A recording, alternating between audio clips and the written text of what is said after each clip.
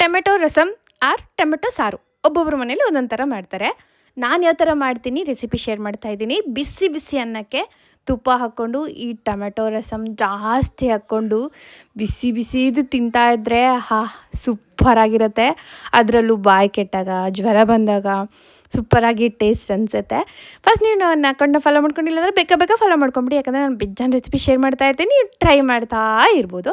First ಒಂದು ಪಾತ್ರೆಯಲ್ಲಿ ಸ್ವಲ್ಪ ಎಣ್ಣೆ ಹಾಕ್ಬಿಟ್ಟು ಸಾಸಿವೆ, ಜೀರಿಗೆ, ಇಂಗು, ಕರಿಬೇವು ಇದೆಲ್ಲ ಚಿಟಪಟ ಅಂದಮೇಲೆ ಹಣ್ಣಾಗಿರೋಂಥ ಟೊಮೆಟೊ ಸಣ್ಣದಾಗಿ ಕಟ್ ಮಾಡಿಕೊಂಡು ಅದನ್ನು ಆ್ಯಡ್ ಮಾಡ್ಕೊತಾ ಇದ್ದೀನಿ. ಇದು ಸ್ವಲ್ಪ ಫ್ರೈ ಆದಮೇಲೆ ಲಿಡ್ ಕ್ಲೋಸ್ ಮಾಡಿಟ್ಬಿಡೋಣಂತೆ. ಇದಕ್ಕೆ ಒಂದು ಸ್ವಲ್ಪ ಮೆಣಸು, ಜೀರಿಗೆ, ಬೆಳ್ಳುಳ್ಳಿ ಚೆನ್ನಾಗಿ ಜಜ್ಕೊಂಡು ಹಾಕಬೇಕು. ಇದೇ ಮೇನ್ ಟೇಸ್ಟ್ ಅಂತ ಹೇಳ್ಬೋದು. ಸ್ವಲ್ಪ ಖಾರ ಜಾಸ್ತಿ ಬೇಕು ಅಂದರೆ ಜಾಸ್ತಿ ಹಾಕ್ಕೋಬೋದು, ಸ್ವಲ್ಪನೇ ಬೇಕು ಅಂದರೆ ಸ್ವಲ್ಪ ಹಾಕಬೇಕು.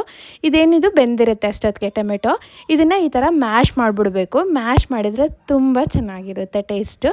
ಇದು ಮ್ಯಾಶ್ ಆದಮೇಲೆ ನಾವು ಪೌಡ್ರ್ ರೆಡಿ ಮಾಡ್ಕೊಂಡಿದ್ವಲ್ಲ, ಮೆಣಸು, ಜೀರಿಗೆ ಅದೆಲ್ಲ ಹಾಕಿಬಿಟ್ಟು ಸ್ವಲ್ಪ ಖಾರ, ಉಪ್ಪು, ಅರಿಶಿಣ ಪುಡಿ, ಒಂದು ಸ್ಪೂನಷ್ಟು ರಸಮ್ ಪೌಡ್ರ್ ಹಾಕಿಬಿಟ್ಟು ಸ್ವಲ್ಪ ಕಲಸಿ ಇದನ್ನು ಚೆನ್ನಾಗಿ ಬೇಯಿಸ್ಕೋಬೇಕು ಫಸ್ಟ್. ಆಮೇಲೆ ಇದಕ್ಕೆ ಒಂದು ಕಪ್ಪಲ್ಲಿ 2 ಸ್ಪೂನಷ್ಟು ನಾನು ಕಡಲೆ ಪುಡಿ ತೊಗೊಂಡಿದ್ದೀನಿ. ಪುಟಾಣಿ ಅಂತಾರಲ್ವ ಅದು.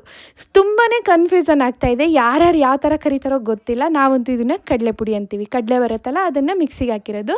ಒಂದು ಬಟ್ಲಲ್ಲಿ ಚೆನ್ನಾಗಿ ಮಿಕ್ಸ್ ಮಾಡಿಕೊಂಡು ಇದಕ್ಕೆ ಆ್ಯಡ್ ಮಾಡ್ಕೊತಾ ಇದ್ದೀನಿ. ಇದು ಸ್ವಲ್ಪ ಕುದಿ ಬಂದ ಮೇಲೆ ಇದಕ್ಕೆ ನೀರು ಹಾಕ್ಕೋಬೇಕಾಗತ್ತೆ. ಎಷ್ಟು ಬೇಕು ನೋಡಿಕೊಂಡು ಹಾಕ್ಕೊಂಡು ಇದಕ್ಕೆ ಹುಣಸೆ ಹಣ್ಣು ಆಮೇಲೆ ಒಂದು ಸ್ವಲ್ಪ ಬೆಲ್ಲ ಹಾಕಿ ಚೆನ್ನಾಗಿ ಬೇಯಿಸ್ಕೋಬೇಕು. ಲಾಸ್ಟಲ್ಲಿ ಕೊತ್ತಂಬರಿ ಸೊಪ್ಪು ಹಾಕ್ಕೊಂಡು ಇನ್ನು ಸ್ವಲ್ಪ ಹೊತ್ತು ಬೇಯಿಸ್ಕೊಂಡ್ರೆ ನಮಗೆ ಸೂಪರಾಗಿರೋ ಟೊಮೆಟೊ ಸಾರು ಆರ್ ರಸಮ್ ರೆಡಿಯಾಗಿರುತ್ತೆ. ರೆಸಿಪಿ ಇಷ್ಟ ಆದರೆ ಸೇವ್ ಮಾಡಿಟ್ಕೊಳ್ಳಿ, ಟ್ರೈ ಮಾಡಿ. ಯಾವ ಥರ ಬಂದಿತ್ತಂತ ಕಮೆಂಟಲ್ಲಿ ತಿಳಿಸಿ. ಈ ಪಾತ್ರೆದು ಲಿಂಕ್ ಬೇಕು ಅಂದರೆ ಲಿಂಕ್ ಅಂತ ಕಮೆಂಟ್ ಮಾಡಿ, ಇನ್ಬಾಕ್ಸ್ಗೆ ಬರುತ್ತೆ. ಬಾಯ್.